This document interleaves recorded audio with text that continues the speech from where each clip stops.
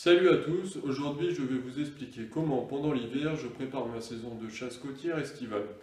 Tout d'abord, de nos jours on possède plein de moyens technologiques pour repérer une zone de chasse potentielle. Moi j'utilise Géoportail Marine qui offre une carte marine gratuite permettant de repérer des roches à quelques dizaines ou centaines de mètres d'une plage par exemple. Ainsi sur la carte, vous pouvez observer la profondeur et observer la surface potentielle de la roche. En deuxième outil, j'utilise également Google Maps qui permet d'observer une zone sableuse, rocheuse, etc. Ces deux outils permettent de faire dans un premier lieu un repérage virtuel. Puis, pendant l'hiver, on a la chance d'avoir des grandes marées sur toute la côte nord et ouest de notre territoire. Ces grandes marées offrent un grand marnage. Lors de ces grandes marées, je vais directement à pied sur la zone que j'ai pu observer virtuellement pour voir par exemple comment est la tête de roche que j'ai repérée.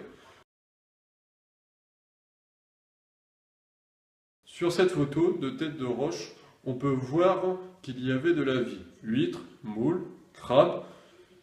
Toute cette vie est une source potentielle de nourriture pour la dorade, le bar, la vieille, poisson blanc, etc. Donc je repasserai en été à pleine mer, voir si le poisson s'alimente dessus et pouvoir également, à la rigueur, en flécher quelques-uns. Mais aussi, lors du repérage à pied, je repère les cailloux et regarde en dessous car en été, cela peut offrir un bon lieu pour faire du crustacé mais aussi du poisson. Pour finir, j'observe les algues car dites-vous, en hiver, les algues sont peu développées mais en été, elles peuvent tripler, voire plus leur superficie, offrant un super champ d'algues pour chasser dedans.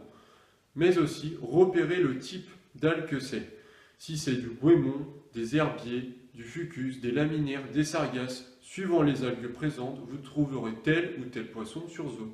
Voilà, mes infos sont terminées pour aujourd'hui. J'espère qu'elles vous seront utiles et à bientôt dans l'eau.